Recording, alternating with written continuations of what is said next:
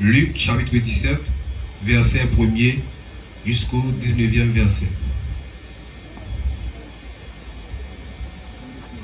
Jésus dit à ses disciples, il est impossible qu'il n'arrive pas des scandales, mais malheur à celui par qui il arrive. Il vaudrait mieux pour lui qu'on mît à son cou une pierre de moulin et qu'on le jetât dans la mer, que s'il scandalisait un de ses petits.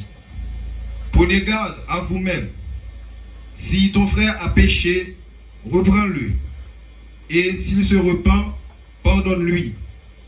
Et s'il a péché contre toi 7 fois dans un jour, et que 7 fois il revienne à toi, disant, je me repens, tu lui pardonneras.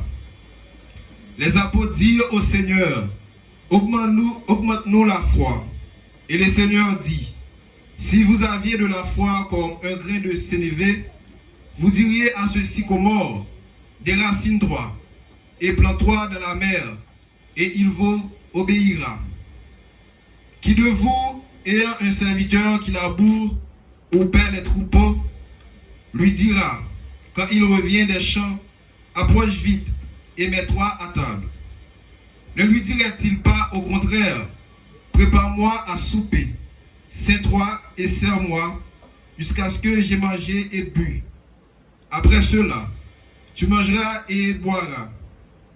Doit-il de la reconnaissance à ce serviteur parce qu'il a fait ce qui lui était ordonné? Vous de même, quand vous avez fait tout ce qui vous a été ordonné, dites, nous sommes des serviteurs inutiles. Nous avons fait ce que nous devions faire. Jésus, se rendant à Jérusalem, passait entre la Samarie et la Galilée. Comme il entrait dans un village, 10 lépreux vinrent à sa rencontre, se tenaient à distance.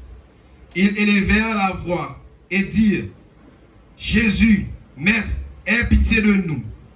Dès qu'il les eut vus, il leur dit, allez-vous montrer au sacrificateur. Et pendant qu'il y allait, il arriva qu'il fut guéri. L'un d'eux, se voyant guéri, revint sur ses pas, glorifiant Dieu à haute voix. Il tomba sur sa face aux pieds de Jésus et lui dit, rendis grâce, c'était un Samaritain. Jésus, prenant la parole, dit, les 10 n'ont-ils pas été guéris? Et les 9 autres, où sont-ils? Ne s'est-il trouvé que cet étranger pour revenir et donner gloire à Dieu? Puis il dit,